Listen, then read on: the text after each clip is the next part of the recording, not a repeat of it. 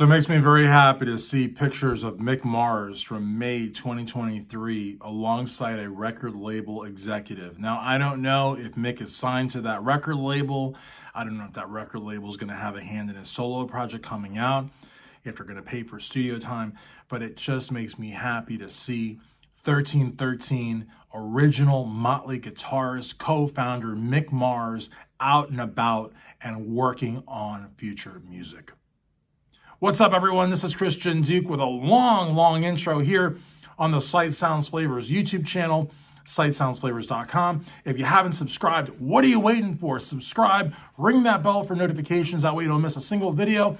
Give this video a thumbs up and leave a comment down below. So, I've already said it. I'm not going to buy new Motley Crue music. I don't care how good it is. I don't care if John 5 plays the guitar with his eyes closed and with his feet. I don't care.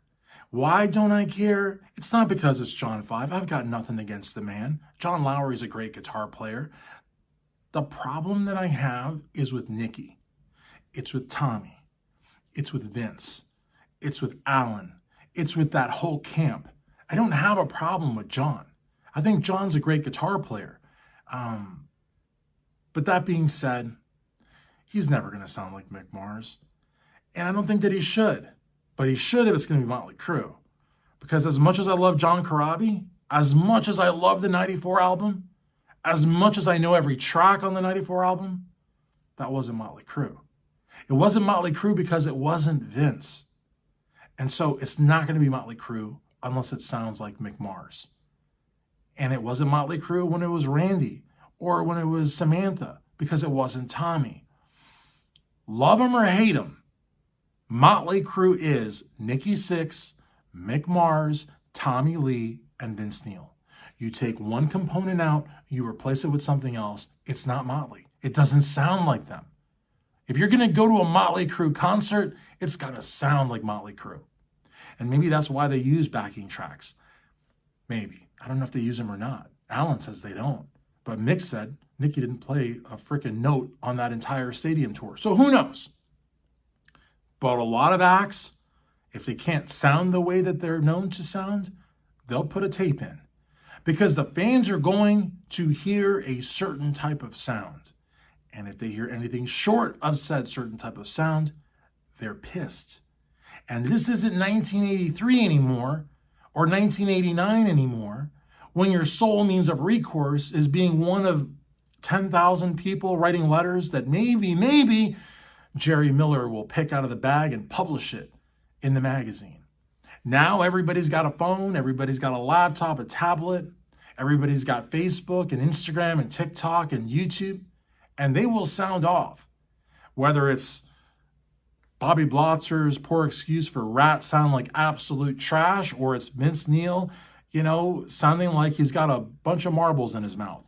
People are going to talk, and word is going to spread. Ticket sales are going to plummet. Streams are going to plummet.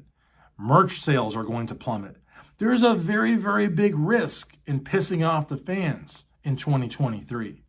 So again, is John 5 going to sound like Mick? No, he's not. And on top of that, messing with Mick, messing with his percentage,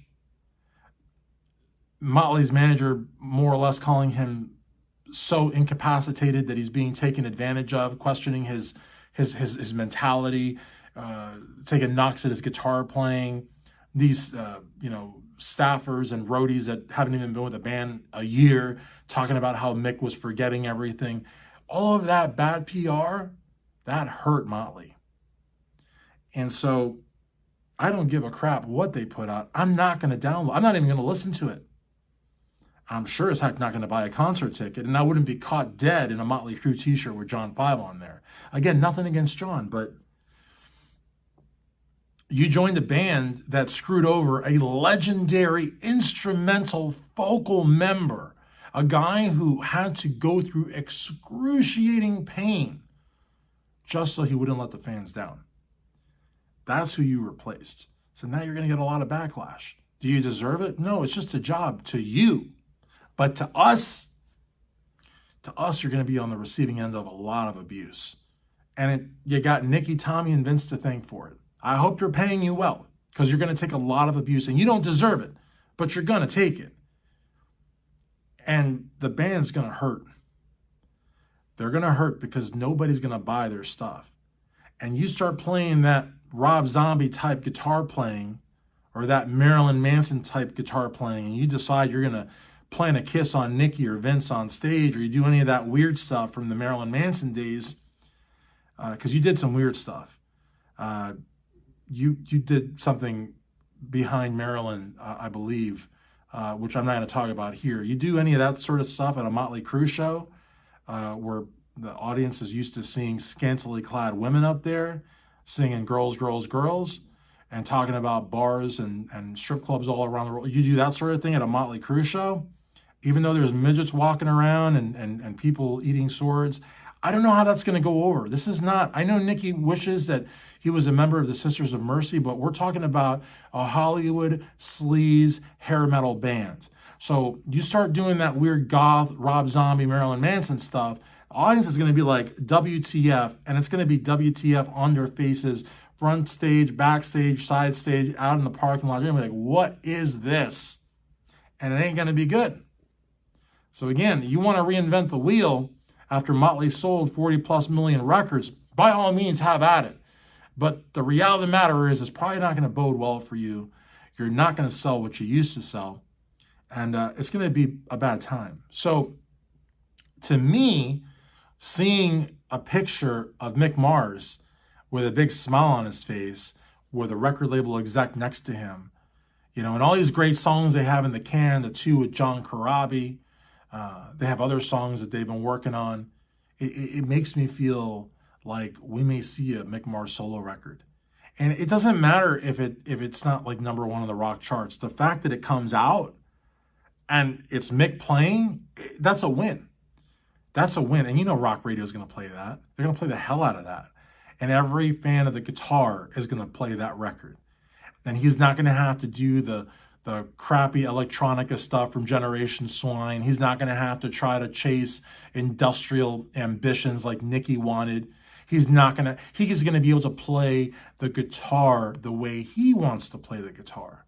That Jeff Beck, Hendrix inspired, that 80s, 90s type of metal guitar, Hollywood guitar, you know what I mean, blues-based guitar that Mick Mars wants to play and maybe has never been able to play because he's got Frank Ferrana, aka Nikki Sixx, sitting behind the glass telling him, no, you want to do it that way. Or a Scott Humphrey saying, you want to do it that way.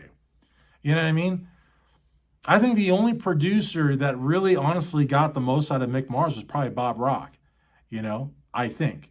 But then again, Bob Rock is not a producer that works with Motley Crue consistently. I mean, he did Feel Good. I believe he did the 94 record. Did he do Feel Good? I think he did Feel Good. Of course, he has to have done Feel Good. That's their best album. If he didn't do Feel Good, I'd be shocked. But I could see Mick working with like a Bob Rock or a Rick. Oh my gosh. Oh my gosh, would that be a cool collaboration? Rick Rubin with Behind the Glass with Mick Mars. Could you imagine? But these like, you know, these sort of like co-producers with Nikki as a co-producer, I don't know. I hated Generation Swine, by the way. It's a piece of crap record. I didn't like it. But it is what it is. And the other thing too, which, you know, I didn't want to talk about here because I just want to talk about the idea of Mick Mars releasing a record because I think that is just like such good news, but it's the gaslighting, you know, and it's Piercy. And, you know, you talk about a guy who has never held back, who tells it like it is, and he's friends with Vince. They just came off of a co-headlining tour, and, you know, some might say, I don't want to lose that opportunity in the future, so I'm going to bite my tongue and not talk about things that don't really pertain to me. And you know what you would call that, right? You call that a hypocrite, right? You call that an opportunist. You call that being fake, none of which applies to Stephen Piercy, the voice of Rat, because he came out swinging. He said that what Motley did to Mick was wrong. They treated him wrong. And he also said that he witnessed, because you couldn't ask for a band that was closer to Motley in the 80s than Rat. They were on music videos together, for Christ's sake. And he said that throughout the 80s, they were always trying to get rid of Mick. They were always gaslighting Mick. So it's not just Mick Mars speaking here. It's people that lived that era alongside them, broke bread with them, drank beers with them, saying it. So what does that say about Alan Kovac and his comments that Mick is off kilter and that Mick is like practically senile? Doesn't that make Alan Kovac seem like a complete liar and a hack and a fraud? In my opinion, it does. And saying in my opinion doesn't shield me from a lawsuit. He could still sue me. And as an attorney, I would laugh at him. And I would say, what are you suing me for, Alan?